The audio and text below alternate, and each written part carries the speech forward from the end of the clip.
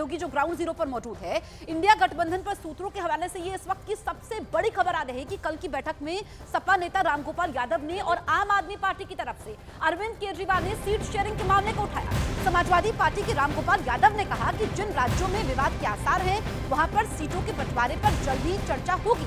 वहीं सूत्रों के मुताबिक अरविंद केजरीवाल ने कहा कि सितंबर महीने में सीट के मुद्दे पर फॉर्मूले को फाइनल कर लिया जाना चाहिए। वहीं जेडीयू के नीतीश कुमार, तृणमूल कांग्रेस की ममता बनर्जी और शिवसेना के नेता उद्धव ठाकरे ने कहा कि जो भी फैसला हो वो जल्दी हो क्योंकि समय कम है। सूत्रों के मुताबिक ममता बनर्जी ने बैठक में आशंका जताई कि सरकार जल्दी चुनाव करवा सकती है और इसके लिए तैयार रहना चाहिए। हालांकि सूत्रों के मुताबिक संयोजक और गठबंधन के चेहरे पर चर्चा नहीं हुई। मेरे तमाम सहयोगी इस वक्त लाइव मौजूद हैं। नीरज, मैं आपके पास आती हूं। बहुत सारे मुद्दे ऐसे हैं जिन पर घमासान मचा हुआ है, जिन पर स्थिति स्पष्ट नहीं हुई है, लेकिन बड़ी बात यह नीरज कि कांग्रेस की क्या भूमिका रहने वाली है, इतनी देरी क्यों हो रही है? चलिए नीरज से इसका जवाब लेंगे। विवेक, यही सवाल मेरा आपसे है।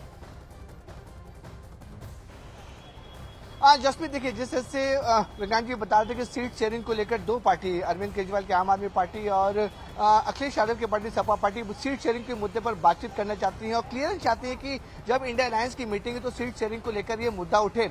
लेकिन कांग्रेस ने अभी तक इस पूरे सीट शेयरिंग बातों पर कुछ भी अपने पत्ते नहीं खोले हैं, क्योंकि कांग्रेस के जितने बड़े नेता हैं, सोनिया गांधी, राहुल गांधी और मल्लिकार्जुन खड़गे, वो सभी यहाँ पर मौजूद है, लेकिन सीट शेयरिंग को लेकर अभी भी बातचीत नहीं शुरू हो रही है। तो जो ये इंडिया अलायंस है उसमें सारे लोग तय करेंगे लोगों क्या होगा, कन्वेयर होगा तो कौन होगा, 11 लोगों की कमेटी में कौन कौन लोग शामिल होंगे। लेकिन ये सबसे बड़ा मुद्दा है सीट शेयरिंग को लेकर। हालांकि जो सूत्र बताते हैं कि जो महाराष्ट्र में जो पार्टी है, चाहे हम उद्धव बाला ठाकरे की, शिवसेना की बात करें या फिर कांग्रेस एनसीपी की बात करें, उन्होंने जो जानकारी दी है, उन्होंने सूत्रों के मुताबिक उनका साफ तौर पर कहना है कि जिस जगह पर जो पार्टी मजबूत होगी वो वहां पर दावा करेगी वो सीट उस पार्टी को मिले। लेकिन इसको लेकर देखिए 28 दल है पूरे इंडिया अलायंस में, इसको लेकर भी मतभेद हो रहे हैं कि मजबूत पार्टी ही क्लेम क्यों नहीं करेगी, दूसरी पार्टी जो नई पार्टी जो नया चेहरा है उसको क्यों ना मौका मिले। क्योंकि एक इलाके में एक जगह पर जो लोग कह रहे हैं, जो रीजनल पार्टीज कह रहे हैं कि मजबूत जगह पे जो पार्टी मजबूत है उसको वहां पर सीट मिलनी चाहिए। मतभेद काफी ज्यादा है और जो डिफरेंसेज है वो काफी ज्यादा है। उसको लेकर कांग्रेस बिल्कुल थोड़ा शांत है, क्योंकि देखिए सबसे बड़ा मुद्दा इस पूरी मीटिंग में बताया जा रहा है जो 11 बजे शुरू होगी और दोपहर 2 बजे तक चलेगी। इन 3 घंटों में इंडिया अलायंस के लेकर सारे मुद्दे पर बातचीत होगी, सारे जो नेता एक साथ बैठेंगे वो बातचीत करेंगे। लेकिन सीट शेयरिंग को लेकर अभी तक कांग्रेस ने अपने पत्ते नहीं खोले, जो सबसे अहम मुद्दा है, क्योंकि लोकसभा चुनाव के लिए ही इंडिया अलायंस के 28 दल वो एक साथ आए हैं। लेकिन सीट शेयरिंग को लेकर दो पार्टी ने साफ तौर पर कहा कि इसके डिस्कशन होना चाहिए, कौन कौन पार्टी किसकी जगह से लड़ेगी। लेकिन कांग्रेस ने अभी तक अपने पत्ते यहाँ पर होगी, लेकिन तस्वीर अब तक साफ नहीं हो पाई है। लेकिन विपक्ष की बैठक से ठीक पहले कांग्रेस, आम आदमी पार्टी, जेडीयू के नेताओं की तरफ से प्रधानमंत्री के चेहरे और संयोजक पद को लेकर बयानबाजी ने इंडिया की एकजुटता पर अभी भी सवाल खड़े कर रखे हैं। और इसी को आधार बनाकर जहां पर बीजेपी हमले कर रही है, तो इंडिया गठबंधन के नेताओं की तरफ से बार बार ये दावा किया जा रहा है कि सारे मसलों पर दलों के बीच सहमति बन जाएगी।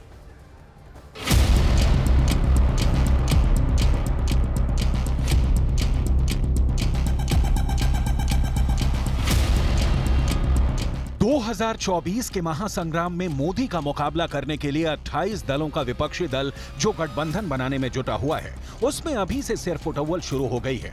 और महासंग्राम से पहले सज रहे गठबंधन के इस मंच में जो लड़ाई है वो इसकी कमान संभालने और 2024 में जीत जाने की सूरत में प्रधानमंत्री की कुर्सी के हकदार को लेकर है, जिसके लिए खास तौर पर 4 चेहरे सामने आ रहे हैं।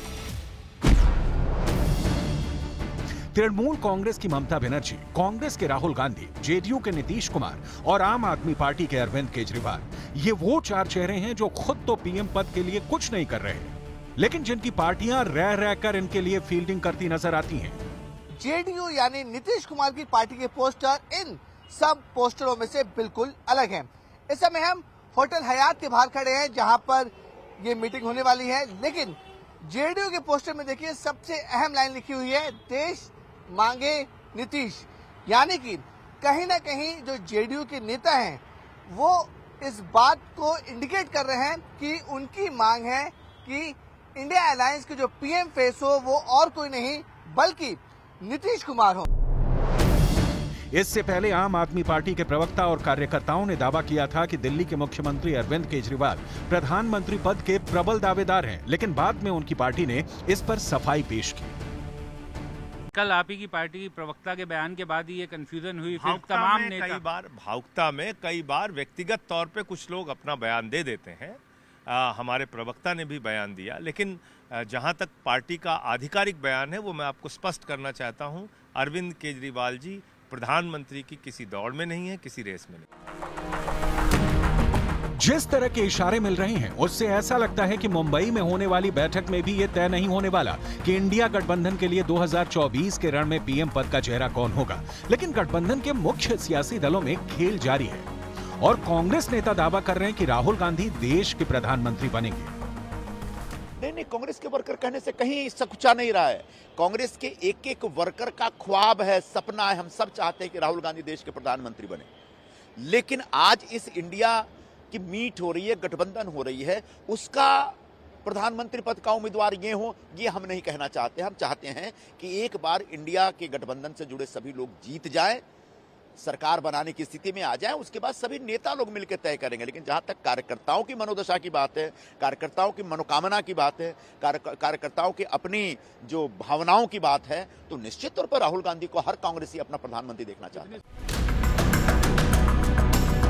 एक तरफ विपक्षी दलों का गठबंधन अभी अपने नेतृत्व पर ही पशुपेश में है, तो वहीं बीजेपी के जोरदार हमले नहीं रुक रहे। पहले इंडिया नाम पर हमले हुए, उसके बाद गठबंधन में शामिल दलों की मंशा पर सवाल उठाए गए और अब बीजेपी दावा कर रही है कि ये सारी जद्दोजहद स्वार्थ के लिए हो रही है और इसी के लिए प्रधानमंत्री की कुर्सी के लिए घमासान चल रहा है। पीएम का चेहरा अखबारों में छपा हुआ है, कयास, कोई कहे राहुल, कोई कहे नीतीश, कोई कहे ममता, और आम आदमी पार्टी वाले तो सुबह से ही अरविंद सोशल मीडिया में चला ही रहे हैं। वो क्या चेहरे भी लगाए हैं उन्होंने। वो सुनने में आया है अरविंद केजरीवाल का चेहरा छोड़ दिया है उसमें, और कंप्लेंट किया है केजरीवाल जी ने, ये भी सुनने में आया है। तो ये चल रहा है, पीएम कौन बनेगा। आज मैं पूछना चाहता हूं, आप लोग सब हमारे मित्र हैं, टीवी पर कार्यक्रम आता है किस्सा कुर्सी का, सीएम की कुर्सी, पीएम की कुर्सी। देश में एक लोकतांत्रिक प्रक्रिया है जिसमें पीएम की एक कुर्सी होती, चटाई नहीं होती है। पीएम की कुर्सी पर कौन बैठेगा, यहां पर तो चटाई का नौबत है कि हम सब बैठेंगे। एक कोने पर राहुल गांधी बैठेंगे, एक कोने पे लेनिन बैठेंगे, तो एक कोने पे ममता जी बैठेंगी, चौथे कोने पे नीतीश जी बैठेंगे, बीच में अरविंद केजरीवाल जी बैठेंगे। देश ऐसी अस्थिरता की हालत में चल सकती है क्या? फिलहाल 2024 से पहले 28 दलों के गठबंधन को यह तय करना होगा कि जिन राज्यों में वो एक दूसरे के खिलाफ लड़ते हैं, वहां पर लोकसभा चुनाव में एक साथ किस फॉर्मूले के तहत सियासी संग्राम में उतरेंगे, मतलब किस तरह से लोकसभा सीटों का बंटवारा करेंगे।